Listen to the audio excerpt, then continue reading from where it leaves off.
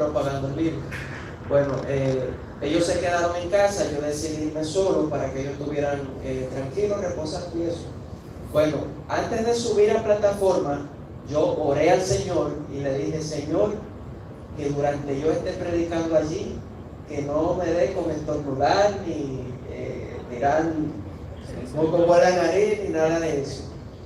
Y para sorpresa mía, así sucedió. Amén. El Señor respondió mi oración. Y cuando terminé de predicar, que salí, nos despedimos los hermanos y todo, inmediatamente yo me subí al carro, que tomé la Eduardo Conde para llegar a casa. Inmediatamente comencé a estornudar, horrible, estornudando, a tal punto que en la tarde pensaba salir a hacer obra misionera y no pude. Me quedé acostado ahí en casa y ahí me mejoré un poco. Pero eso nos da a entender a nosotros que el Señor se manifiesta en las cosas pequeñas. Amén. A veces nosotros de Dios esperamos un hecho portentoso, un milagro grande. Sin embargo, el Señor en las cosas pequeñas demuestra su poder. En los pequeños detalles el Señor se manifiesta. Y un sinnúmero de cosas que pudiéramos mencionar de lo grande y maravilloso que es nuestro Dios, y que las palabras no bastarían para nosotros expresar nuestro agradecimiento y las grandes cosas que el Señor hace con nosotros. Mientras el hermano estaba dando su testimonio, yo estaba pensando y me llegó a la mente lo que dice la Biblia, que los hijos de las tinieblas son más sagaces que los hijos de la luz. No digo que esa señora sea hija de las tinieblas, el Señor lo sabe. Pero aquellos que no han conocido a Dios, que no tienen a Dios como Padre, son sagaces, no inteligentes, no sabios, porque sabios somos nosotros que hemos decidido conocer al Señor. Dice el sabio rey Salomón que el principio de la sabiduría es ese, el temor a Jehová. Y en esta noche, mis hermanos, es para mí un privilegio, un gran gozo compartir la palabra de Dios con ustedes. Ustedes saben que estamos estudiando las 28 creencias. Nosotros como adventistas del séptimo día tenemos 28 creencias que están bien establecidas, bien definidas y bien fundamentadas en la palabra de Dios. A diferencia de otras religiones alrededor del mundo que no tienen como regla de fe la Biblia, nosotros como adventistas del séptimo día, desde la fundación de esta iglesia, la Biblia ha sido, es y será nuestra única regla de fe. Yo, en una asignación que me tocó hacer, debía entrevistar a un ministro, a un pastor de otra denominación. Tuve que hacer esa asignación y resulta que yo tengo un amigo, un conocido, un señor ya mayor, que él dirige una congregación pentecostal. Y entonces, en la investigación que yo debía hacer, era preguntarle cuáles eran las creencias que ellos tenían. Y mientras estaba en la conversación, todo iba bien hasta que llegamos a ese punto. Cuando yo le pregunté que en qué ellos creían, y él se quedó en silencio. No supo qué responder. Entonces, es decir, como que no tienen algo definido, algo claro en lo que creen. Y entonces yo ayudándole le dije: ¿ustedes creen en el Espíritu Santo? ¿Creen en Dios el Padre? ¿Creen en la Biblia? Y entonces ahí me dijo que sí. Pero, así como esa persona, hay muchísimas otras denominaciones que no tienen bien definido en lo que creen. En otras palabras, no saben lo que creen. Y nosotros como adventistas del séptimo día, es necesario, es importante que nosotros sepamos en lo que creemos. Porque si se nos pregunta en la calle, ¿en qué creen ustedes? Que nosotros no sepamos responder, vamos a pasar un mal momento, ¿verdad que sí? Sin embargo, nosotros tenemos el gran privilegio y la bendición de Dios de que hemos sido conocidos como el pueblo del libro. Y lamentablemente eso se ha ido perdiendo con el paso del tiempo. Y es necesario que nosotros volvamos a lo que éramos al principio. Entonces, al hablar de la creencia número 3, que es titulada Dios el Padre, en la Biblia, desde el Antiguo hasta el Nuevo Testamento, nosotros tenemos evidencias claras y bien definidas cuál es la función, o más bien la relación que el Padre desde el inicio ha querido tener con la humanidad. Dios el Padre es el título de la creencia número 3. Vamos a tener una breve oración. Padre amado que estás en el cielo, en este momento elevamos esta oración a ti. Señor, gracias porque precisamente el tema de esta noche eres tú.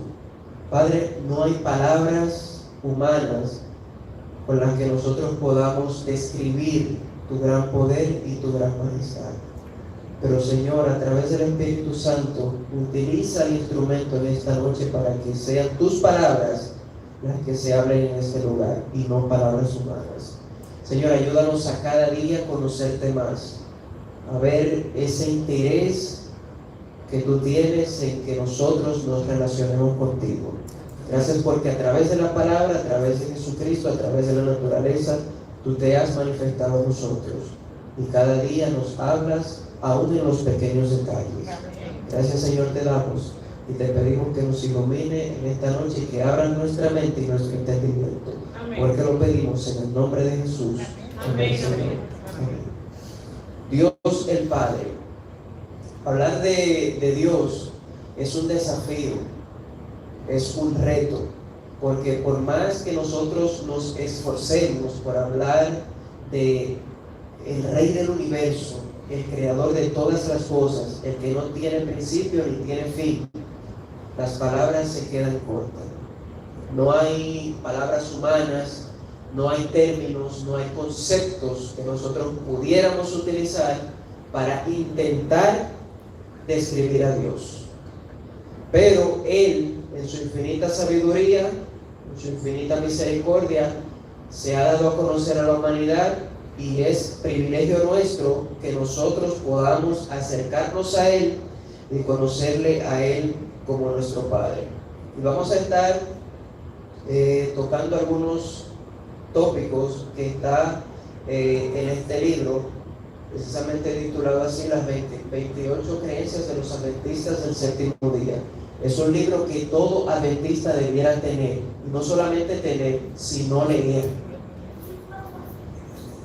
Hay que poner interés en conocer lo que dice este libro. Y como bien dije al principio, todo está cimentado en la Biblia, en la palabra de Dios. Dios, el Padre eterno, es el creador, originador, sustentador y soberano de toda la creación. Es justo y santo, misericordioso y clemente, tardo en airarse y abundante en amor y fidelidad. Las cualidades y las facultades del Padre se manifiestan también en el Hijo y en el Espíritu Santo. Y precisamente la creencia número 2, que entiendo que el pastor la semana pasada habló de ese tema, o en un tema pasado se habló de la creencia número 2, que es la deidad. Cómo estas tres personas, Padre, Hijo y Espíritu Santo, están relacionados entre sí, están en común acuerdo y entonces forman ese equipo que desde el principio del mundo ha estado interesado en la humanidad. Aún desde tiempos eternos, antes de la fundación del mundo, ya ellos tenían un plan de hacer una nueva creación, una nueva criatura, nuevos seres, para que pudieran estar íntimamente relacionados con ellos. Comienza el gran día del juicio, y en el libro de Daniel, en capítulo 7, versículos 9 y versículo 10, se describe allí que el anciano de días ocupa su lugar. Este es Dios el Padre. De majestuosa apariencia preside sobre la corte. Su presencia formidable se impone sobre el vasto público que llena el salón de la corte. Delante de él hay una multitud de testigos. El juicio está preparado, los libros se abren y comienza el examen del registro de las vidas humanas. El universo entero ha estado esperando este momento. Dios el Padre ejecutará su justicia contra toda maldad. Se pronuncia la sentencia. se dio el juicio a los santos del Altísimo y recibieron el reino. Por todo el cielo resuenan gozosas alabanzas y acciones de gracia. El carácter de Dios es percibido en toda su gloria y su maravilloso nombre es vindicado por todo el universo. Desde que Lucifer cayó allá en el cielo, que albergó en su corazón el pecado, donde nació el pecado en el corazón de Lucifer, desde ese mismo momento el carácter de Dios ha sido, vamos a decir, pintado de una manera que no es cierta, que es completamente falsa. Se ha encargado de intentar demostrarle a los seres humanos y a los seres de otros mundos que Dios el Padre no es un Dios justo, no es un Dios clemente, no es un Dios misericordioso y un largo etcétera, contrariando todo lo que es el carácter de Dios, que Dios es todo amor, toda misericordia, toda bondad y toda clemencia. Y hoy día uno de los desafíos mayores que como cristianos nosotros enfrentamos es que muchas personas tienen un concepto equivocado acerca de Dios. Piensan en Dios, en el Antiguo Testamento, como un Dios vengativo, un Dios que se place en la destrucción, en destruir a la humanidad, y de esa manera el carácter de Dios ha sido intentado echarlo por tierra.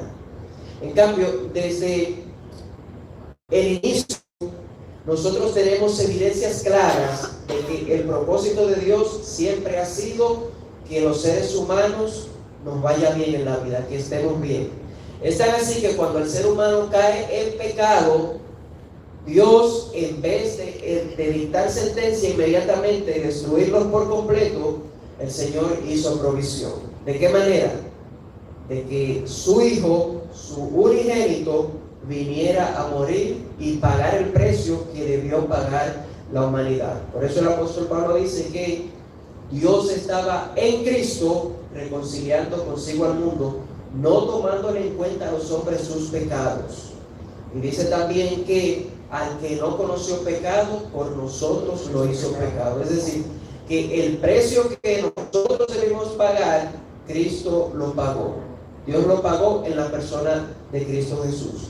Por eso, en la Biblia, cuando se estudia, como vimos en una lección de escuela sabática pasada, específicamente en el libro de Josué, cuando vemos las diferentes guerras, las luchas, las contiendas que tuvo que librar el pueblo de Israel por orden de Jehová, hemos de verlo en su contexto inmediato. ¿Cuál era la situación, el cuadro que allí ocurría? Dios es un Dios misericordioso, pero también es un Dios justo. Y cuando vemos, por ejemplo, en Génesis capítulo 15, cuando el Señor le hace el llamado a Abraham, Dios no tenía la intención de destruir a los amorreos. Los amorreos era el término que comúnmente se conocía a los cananeos, a los habitantes de aquellas regiones que circundaban en aquel entonces. Dice Génesis capítulo 15, versículo 13. Entonces Dios le dijo: ten por cierto que tus descendientes serán peregrinos en tierra ajena y serán esclavos y oprimidos durante ¿cuánto tiempo? Durante 400 años. Pero yo castigaré, dice el verso 14, a la nación a quien servirán, después saldrán con grande riqueza. El 15 dice: y tú irás con tus padres en paz y serás sepultado en buena vejez. Y en la cuarta generación volverán acá, porque la maldad del amorreo aún no ha llegado a su colmo. Es decir, Dios le dio a esas personas, a los amorreos, 400 años de gracia. Le dio más que a los antediluvianos. A los antediluvianos solamente fueron 120 años. ¿Y nosotros cuánto tiempo tenemos? tenemos más de 2000 años de gracia. Y el término del tiempo de gracia, como lo fue anunciado en aquel entonces, también ha sido anunciado hoy día. Lo que sucede es que cuando llegue ese momento, muchos cristianos serán tomados por sorpresa.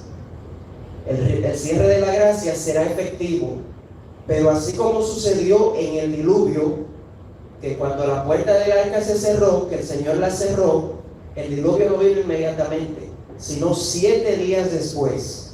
Cuando el cierre de la gracia ocurra, en esos días, en los posteriores días, el mundo seguirá normal, como si nada estuviera pasando. Inclusive, para los que estén realmente conectados con Dios, no van a tener en cuenta que el cierre de la gracia ya ha finalizado. Y muchos seguirán su vida normal como están. Y por eso es que es imprescindible que cada día nosotros tengamos la certeza, la seguridad de que Dios está presente con nosotros en cada lugar y que debemos vivir delante de Él como Él así lo ha ordenado. Porque no va a llegar Él y va a decir, el tiempo de la gracia se cerró. No, eso va a ocurrir de manera desapercibida, donde no nos daremos cuenta. Así que es importante que cada día nosotros podamos estar relacionados con nuestro Padre. Así que el Señor le dio a ellos 400 años de gracia y ellos no lo aprovecharon. Dice, y en la 4ª generación volverán acá, porque la maldad del amorreo aún no ha llegado al colmo. Es que el propósito de Dios nunca ha sido destruir a los seres humanos. El propósito de Dios siempre ha sido restaurar a los seres humanos y que el ser humano escuche su voz, preste atención a lo que Él dice y que le obedezca por amor, no por obligación. El Señor no obliga a nadie. Nosotros decidimos obedecer a Dios por amor. Jesús dijo, si me amáis, guardad mis mandamientos. Es por amor únicamente. Hay varios conceptos acerca de Dios el Padre. Como hemos visto, con frecuencia se comprende mal a Dios el Padre. Muchos conocen que Cristo vino a cumplir a este mundo a favor de la raza humana y están al tanto del papel que el Espíritu Santo realiza en el individuo. Pero, ¿qué tiene que ver con nosotros el Padre? ¿Está Él en contraste con el Hijo lleno de bondad y el Espíritu totalmente separado de nuestro mundo? ¿Es acaso el amo ausente la primera causa inamovible? ¿O será Él, según algunos piensan, el Dios del Antiguo Testamento, un Dios de venganza caracterizado por el dicho ojo por ojo y diente por diente, un Dios exigente que requiere conducta perfecta bajo la amenaza de terribles castigos, un Dios que ofrece un contraste absoluto con la descripción que hace el Nuevo Testamento de un Dios de amor, el cual nos pide que volvamos la otra mejilla y que caminemos la milla extra? Hemos de ver a Dios el Padre en el Antiguo Testamento. En el Antiguo Testamento Dios se revela como un Dios de misericordia. Ningún pecador ha visto jamás a Dios, le dijo Jehová a Moisés cuando Moisés pidió ver el rostro de Dios. No tenemos ninguna fotografía del rostro de Dios. Él demostró su carácter por sus hechos de misericordia y por la descripción que Él mismo proclamó ante Moisés. En Éxodo capítulo 34, versículos 6 y 7, el Señor le dijo a Moisés, Jehová, Jehová, fuerte, misericordioso y piadoso, tardo para la ira y grande en misericordia y verdad, que guarda misericordia a millares, que perdona la iniquidad, la rebelión y el pecado. Probablemente estos 3 conceptos los desarrollaremos en algún momento en el futuro.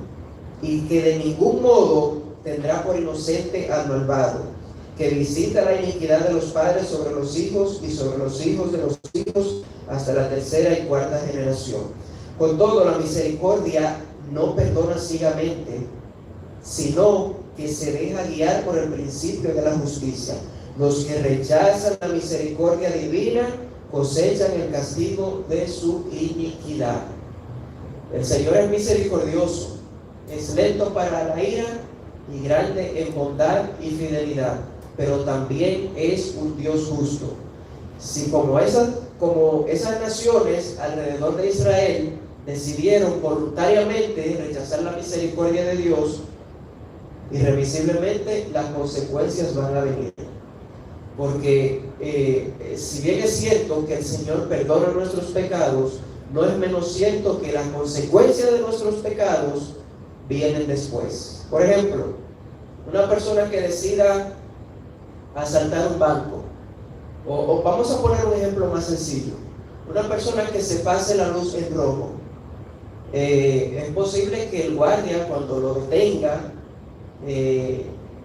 si la persona le pide que le dé un chance, como decimos, que le dé una oportunidad, bueno, el guardia tiene la opción de darle la oportunidad, aunque le dé la multa. O sea, el guardia lo perdona, pero tiene que pagar la consecuencia de haber quebrantado la ley. Y así mismo es Dios. Dios, cuando nosotros le ofendemos, cuando le fallamos, Él perdona nuestros pecados, pero las consecuencias vienen después.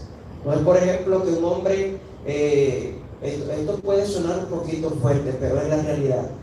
Un hombre que viva en promiscuidad sexual, vamos a usar un término un poco medio bonito, que viva en promiscuidad sexual, ya sea hombre o sea mujer. ¿Qué creen ustedes que puede pasar con los años si esa persona no tiene un control sobre esa conducta? Una enfermedad venérea. Y cuando vienen los pies del Señor, el Señor perdona a ese hombre o a esa mujer, pero no le va a librar de las consecuencias de su pecado. Y eso mismo ocurría con aquellas naciones. Ellos decidieron rechazar a Dios. Si ellos hubiesen venido a los pies de Dios, Dios les hubiera perdonado y hasta le hubiese podido librar de las consecuencias de sus malas acciones. Pero ellos decidieron no obedecer a Dios, rechazaron a Dios abiertamente y entonces cosecharon las consecuencias de sus decisiones. Dice aquí,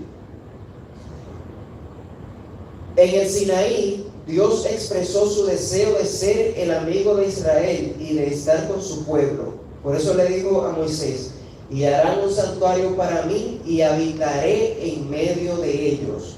Éxodo 25:8. Por cuanto el santuario era la morada de Dios en la tierra, se convirtió en el punto focal de la experiencia de Israel. Dios es tan amoroso, es tan misericordioso con la humanidad, que Él decidió habitar en medio de los seres humanos. Miren qué gran amor tiene Dios por este mundo, por este planeta. Si pensamos, este planeta, el planeta Tierra, en todo el universo es un puntito así, un puntito pequeñito. Y aquel que el universo no puede contener, decidió habitar en ese puntito en todo el vasto universo. Y es tan así que no solamente decidió habitar entre ellos, sino que se hizo uno entre ellos, al venir su Hijo Cristo Jesús a morir por nuestros pecados. Y no solamente eso, sino que al final, cuando el pecado, la maldad y todo sea destruido, ¿saben ustedes cuál será la capital del universo? El planeta Tierra. Imagínense qué gran privilegio tenemos nosotros como hijos de Dios, que la nueva Jerusalén descenderá del cielo y que va a ser establecida acá en este planeta. Privilegio que no tienen los demás seres de otros mundos. Ese gran privilegio tenemos nosotros los seres humanos. Preparémonos, mis hermanos, arreglemos nuestra vida con Dios para que nosotros podamos disfrutar y ser partícipes de esos beneficios, de esas promesas que el Señor nos ha dejado en su palabra. Amén. El Dios del pacto, ansioso de establecer relaciones perdurables, Dios estableció pactos solemnes con personajes como Noé, Abraham, Estos pactos revelan a un Dios personal y amoroso que se interesa en las situaciones por las que pasa su pueblo. Miren que Dios quiere tener una relación tan cercana con los seres humanos que en una ocasión vino a una casa, a este mundo, y comió con esa familia, y no solamente comió con esa familia, sino que permitió que le lavaran los pies. ¿Recuerdan ustedes qué familia era esa? La familia de Abraham. Abraham y Sara, cuando el Señor iba a destruir a Sodoma y Gomorra, hizo una parada técnica. Él vino con 2 ángeles, decidió pasar por donde su amigo Abraham, como lo llama la Biblia. Abraham era amigo de Dios. Decidió visitar a su amigo, comer con su amigo, y su amigo Abraham le lavó los pies. Qué lindo es nuestro Dios. Y compartió los planes que él tenía con Abraham.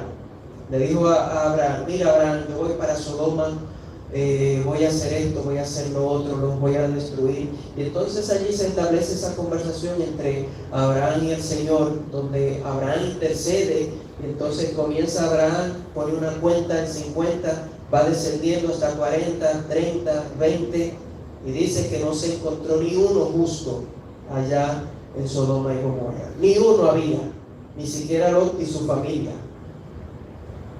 Ni siquiera Lot y su familia eran justos, porque para Lot ser salvado, él y su familia, los ángeles tuvieron que agarrarlo por la mano y sacarlo prácticamente en contra de su voluntad.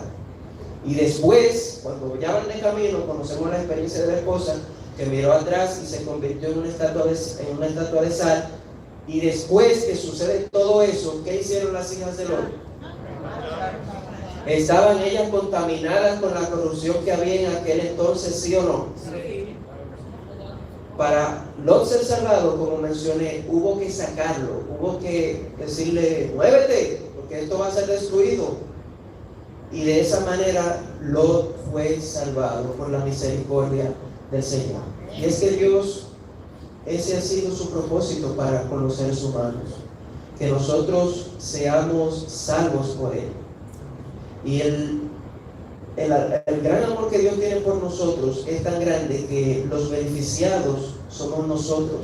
En todo este entramado que el Señor hizo, desde que ofreció a Cristo Jesús desde la fundación del mundo como sacrificio por nuestros pecados, los beneficiados somos nosotros, porque los seres humanos desde el principio lo que hemos estado haciendo es dándole dolor de cabezas al Señor. Crea a los seres humanos, le dicen: no hagan esto, a Adán y Eva, y lo primero que hacen fue lo que Dios les prohibió hacer. Envía a su unigénito a morir por nosotros. ¿Y qué se hizo con Jesús? Se fue rechazado y finalmente lo crucificaron, lo mataron.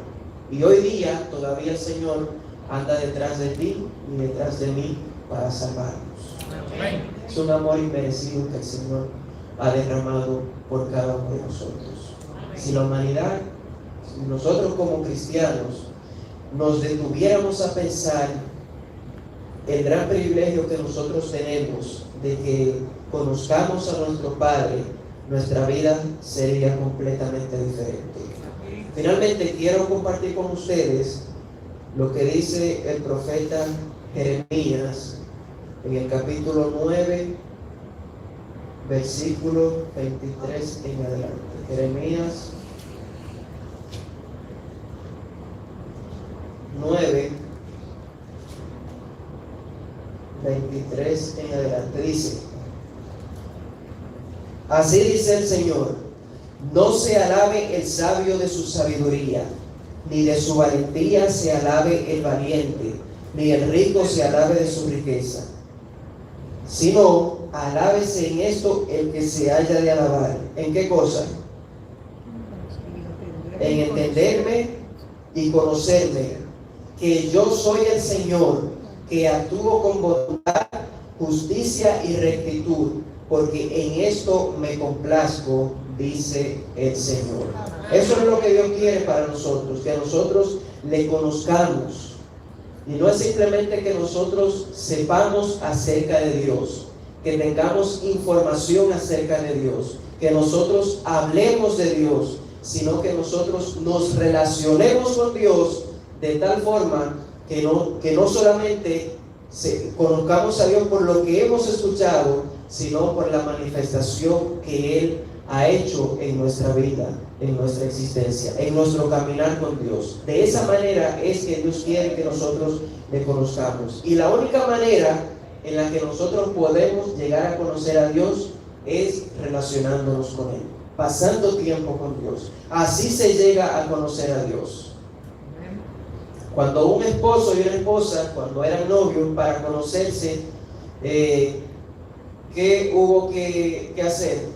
Pasar tiempo, ¿verdad, hermano José y Giselle? Y ustedes para conocerse tuvieron que pasar tiempo. Y a medida que el tiempo ha ido pasando, ¿verdad que ustedes se conocen más? Y así mismo es nuestro Dios. Mientras más nos acercamos a Él, más le conocemos. Mientras más tiempo pasamos con Dios, más le conocemos. Mientras más estudiamos su palabra, mientras más oramos, mientras más nos dedicamos a la obra que Él nos ha encomendado, más nosotros vamos a conocer a Dios. Esa es la única manera en la que vamos a conocer a Dios. No es simplemente conociendo información acerca de Dios, es relacionándonos con Él. Y eso es lo que el Señor quiere que nosotros comprendamos. El Señor quiere tener una relación tan estrecha con nosotros que Él desea que nosotros le llamemos Abba Padre.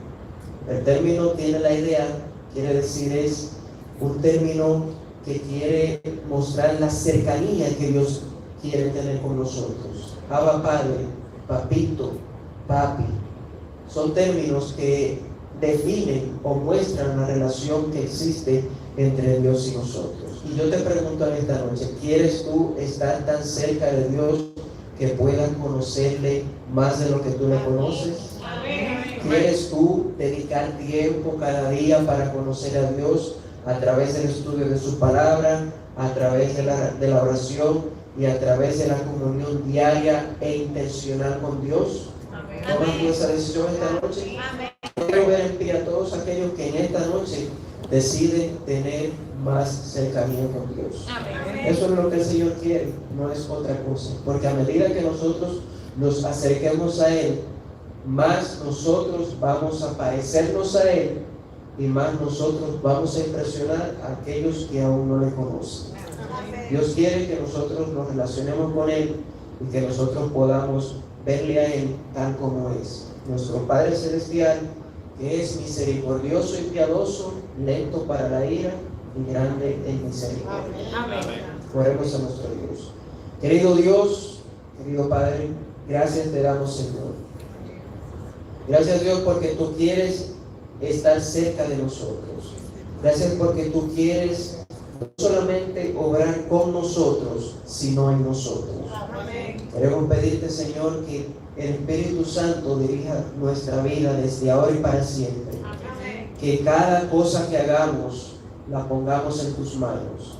Que conozcamos cada día, Señor, nuestra dependencia de ti. Que sepamos, Señor, que fuera de ti nada podemos hacer.